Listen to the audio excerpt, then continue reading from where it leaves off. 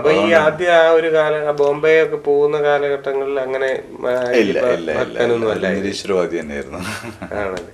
അപ്പൊ പെട്ടെന്ന് അപ്പൊ ഈശ്വരവാദി ആകാൻ കാരണം എന്താണ്? ബുദ്ധിമുട്ടുകൾ ഒരുപാട് സഹിച്ചു. അപ്പോ അങ്ങനെ അയ്യപ്പനില് ഈ 87-ലാണോ ആദ്യമായി ശബരിമലയ്ക്ക് പോകുന്നത്? അത് പോകാൻ കാരണം എന്താ? അങ്ങനെ വീട്ടിൽ നിന്ന് എല്ലാരും പോണ്ടായിരുന്നു, അമ്മാവന്മാരൊക്കെ പോണ്ടായിരുന്നു, അവരുടെ കൂടെ അങ്ങനെ പോയിരുന്നു. അങ്ങനെ പോയി കഴിഞ്ഞ് വന്നപ്പോഴാണ് മാറ്റങ്ങൾ. അന്നേരമാണോ എന്നിട്ട് 88-ല് മദ്രാസിൽ വന്ന് ഫെബ്രുവരിയിൽ മദ്രാസിൽ വന്നിട്ട് ആദ്യം ബിസിനസ് സ്റ്റാർട്ട് ചെയ്തു. അത് ശരി. ഈ പറഞ്ഞ ട്രേഡ്. അതെ, ട്രേഡിങ്. അന്ന് ആരായിരുന്നു കൂടെ ഹെൽപ്പ്? ആരും ഉണ്ടായിരുന്നില്ല. സ്വന്തമായിട്ട് ഞാൻ തന്നെ ഓഫീസ്, ഞാൻ തന്നെ ക്ലർക്ക്, ഞാൻ തന്നെ പ്യൂണായിട്ട് വർക്ക് ചെയ്തു. അപ്പൊ ഇതല്ല, ഇപ്പൊ ചെന്നൈയിൽ ഇപ്പൊ നമ്മൾ വന്ന് വേറൊരു സ്ഥലത്ത് വന്ന് അത് ചെയ്യണമെങ്കിൽ അങ്ങനെ തുടങ്ങാനുള്ള ഒരു പിന്നെ ഏതെങ്കിലും ഒരു സപ്പോർട്ടുകൾ? അങ്ങനെ ഒന്നും ഉണ്ടായിരുന്നില്ല. ഇവിടെ തന്നെത്താൻ അങ്ങോട്ട് ഒരു സംഭവം തന്നെ. അപ്പൊ ആദ്യം അതെങ്ങനെയായിരുന്നു? തുടക്കത്തിൽ എങ്ങനെയായിരുന്നു? ആദ്യം തുടങ്ങുകയാണെങ്കിൽ ഞങ്ങളൊരു 3-4 ആൾക്കാർ ബാച്ചിലേഴ്സ് ആയിട്ട് ചെറിയൊരു വീടെടുത്ത് താമസിച്ചിട്ട് ഓഫീസ് എടുക്കാൻ തന്നെ പൈസ ഉണ്ടായിരുന്നില്ല. ഈ അഡ്രസ് ഫെസിലിറ്റീസ് പറഞ്ഞിട്ടൊരു സ്കീമുണ്ട് മദ്രാസിൽ എല്ലാ സിറ്റികളിലും ഉണ്ട്. അങ്ങനെ അതിലാണ് ആദ്യമായിട്ട് ഓഫീസിന്റെ അഡ്രസ് തുടങ്ങിയത്. അതിലാണ് ഓഫീസ് അഡ്രസ് തുടങ്ങിയത്. അങ്ങനെ അവിടെ നമുക്ക് ഇരിക്കാനോ ഫെസിലിറ്റീസ് ഒന്നുമില്ല, ഒരായിട്ട് കെയർ ഓഫ് അഡ്രസ്. അതെങ്ങനെയാ വരുന്ന അഡ്രസ് ഫെസിലിറ്റി എന്ന് പറയുമ്പോൾ? വേറെ അവർക്ക് കുറെ ആൾക്കാർക്ക് അഡ്രസ് കൊടുക്കും, കെയർ ഓഫ് അഡ്രസ് അങ്ങനെയാണ് തുടങ്ങിയത്. അതിപ്പോഴും ഉണ്ടോ ആ സിസ്റ്റം? ഇല്ല. പക്ഷെ ഞാൻ അത് കഴിഞ്ഞിട്ട് 88 ജൂണില് ഒരു ചെറുതായിട്ടൊരു ഓഫീസ് എടുത്തു. 100 സ്ക്വയർ ഫീറ്റിന്റെ 100 സ്ക്വയർ ഫീറ്റിൽ 50 സ്ക്വയർ ഫീറ്റിന്റെ ഇവിടെ സൗകാർപേട്ടില്. ആ ഓഫീസ് ഇപ്പോഴും വെച്ചിട്ടുണ്ട്. അതിപ്പോ പിന്നെ സ്വന്തമാണ്. അന്ന് വാങ്ങിയതാണ്. അത് ഏത് വർഷമാണ് ഈ ബിസിനസ്? 88 തന്നെ. ഇത് തുടങ്ങി കഴിഞ്ഞിട്ട് അല്ലെ? അവിടെ ഇത് തന്നെയായിരുന്നു ലൈസൻസിന്റെ ട്രേഡിങ് ഇത് തന്നെ. പിന്നീട് അത് കഴിഞ്ഞ് ഇങ്ങനെ ഓരോ മേഖലയിലേക്ക് വരാനുള്ള ചിന്ത എങ്ങനെയാണ്? ഇപ്പൊ സീ ഫുഡ്സ് അങ്ങനെയൊക്കെ വരാൻ കാരണം എന്തെങ്കിലും ഒരു ബിസിനസ് ചെയ്യണമെന്ന് മാത്രമേ ഉള്ളൂ? ബിസിനസ് എക്സ്പാൻഡ് ചെയ്യണം, ബിസിനസ് ഒരുപാട് ആൾക്കാർക്ക് ജോലി കൊടുക്കണം എന്നുള്ള ഒരു ചിന്തയിൽ മാത്രമാണ്. അല്ലാതെ സ്പെസിഫിക് ആയിട്ട് അങ്ങനെ അല്ല. ഓരോ ഐഡിയാസ് ഓരോരുത്തർ വന്ന് പറയും. അപ്പം അങ്ങനെ ഓരോ ആൾക്കാർക്ക് ജോലികൾ 10,000-2000 സ്റ്റാഫ് ഉണ്ട്. അപ്പോൾ എല്ലാവരും കൂടി ചേർന്നിട്ട് ഇപ്പോഴാണേലും ഇത്തരം കാര്യങ്ങൾ ഇതിനെപ്പറ്റി ഡിസ്കഷൻ അതിനൊക്കെ കൂടുതലായിട്ട് ആരാ ഉള്ളത്? ഭാര്യ അങ്ങനെയാണോ അതോ? അല്ല, പ്രൊഫഷണൽസ് ആണ് എല്ലാവരും. എല്ലാം പുറത്തുനിന്നുള്ള ആൾക്കാർ, അവരുമായിട്ടാണ് ഡിസ്കഷനും കാര്യങ്ങളും. അപ്പൊ വൈഫ് വർക്ക് ചെയ്യുന്നുണ്ട്? ഇല്ല, വൈഫ് ഹൗസ് വൈഫ്. കുട്ടികൾ 3 ആളാണ്. മൂത്താള് 12th പഠിക്കണം, മോനാണ്. രണ്ടാമത്തെ ആള് മോള് 10th പഠിക്കണം. മൂന്നാമത്തെ ആള് 3rd പഠിക്കണം, മോനാണ്.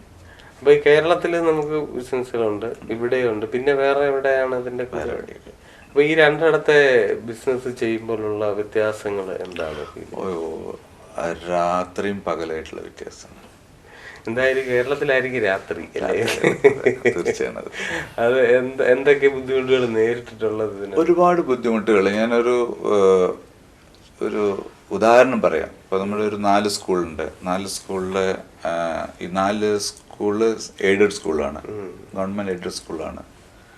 ടീച്ചേഴ്സിന്റെ സാലറി ഗവൺമെന്റ് കൊടുക്കും. പക്ഷെ എന്നാൽ തന്നെ അവർക്കുള്ള ഒരു 3500 കുട്ടികൾക്കെല്ലാം നൂൺ മീല്, അതുപോലെ text book, note book, transportation 12 ബസ്സുകളുണ്ട്, ട്രാൻസ്പോർട്ടേഷൻ, യൂണിഫോം എല്ലാം നമ്മൾ ഫ്രീ ആയി കൊടുക്കും. ഇതൊക്കെ കൊടുത്തിട്ടുണ്ടെങ്കിൽ തന്നെ അവിടെ സാറ്റിസ്ഫാക്ഷൻ ലെവൽ പറഞ്ഞൊന്നുമില്ല അവിടെ. അപ്പൊ ഈ ബിസിനസ്സിലെ ഒരു ഏകദേശം തിരക്ക് എന്ന് പറയുമ്പോൾ ഒരു ദിവസം എപ്പോ തൊട്ട് തുടങ്ങും? രാവിലെ ഒരു 8:45 to 9 o'clock ഓഫീസിലെത്തും. എവിടെയായിരിക്കും ഓഫീസ് മൗണ്ട് റോഡ് അടുത്താണ് ഇവിടെ. എന്നിട്ട് ബാക്കി കേന്ദ്രങ്ങളിലെല്ലാം പോകും? അതെ, മാസത്തിൽ ഒരു പ്രാവശ്യം ഫാക്ടറീസിലേക്ക് പോകും. എന്നിട്ട് വൈകിട്ട് എപ്പോഴാണ് ഫ്രീ ആയി? വൈകിട്ട് ഒരു 6-6:30 തിരിച്ചു വരും. ഇപ്പൊ അതല്ലാത്ത സമയങ്ങളിൽ എന്താണ് ആക്ടിവിറ്റീസ്? ഒരുപാട് സോഷ്യൽ വർക്ക്. ഇവിടെ ഞങ്ങളുടെ ഒരു അയ്യപ്പൻ്റെ ഒരു കണക്ഷൻ കാരണം മദ്രാസിൽ ഒരു വളരെ ഇമ്പോർട്ടൻ്റ് ആയിട്ടൊരു ടെമ്പിൾ ഉണ്ട്, മാലിംഗം അയ്യപ്പൻ ടെമ്പിൾ. അയ്യപ്പനുണ്ട്, ഗുരുവായൂരപ്പൻ്റെയും പ്രതിഷ്ഠയുള്ള ഒരു അമ്പലമാണ്. കേരളത്തിന് പുറത്ത് വളരെ പ്രസിദ്ധമായ ഒരു അമ്പലമാണ്. 2 സ്വർണ്ണക്കൊടിമേലുള്ള ഒരു അമ്പലമാണ്.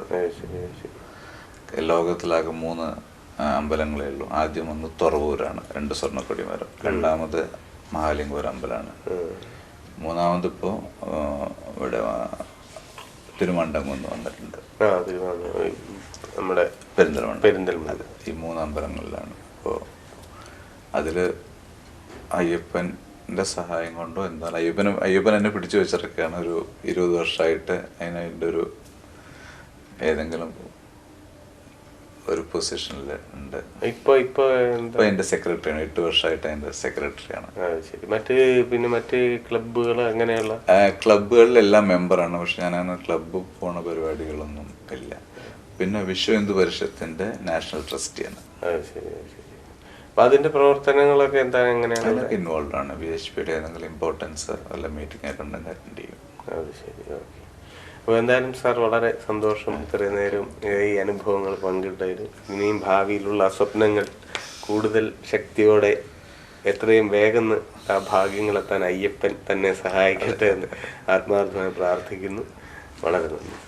പ്രോഗ്രാം കണ്ട എല്ലാ പ്രേക്ഷകർക്കും എൻ്റെ പേരിലും ശബരി ഗ്രൂപ്പിൻ്റെ പേരിലും ഞാൻ നന്ദി പറയുന്നു. നന്ദി, നമസ്കാരം. ശബരി ഗ്രൂപ്പ്സിൻ്റെ MD ശശികുമാർ സാറുമായിട്ടാണ് നമ്മൾ ഇത്രയും സംസാരിച്ചത്.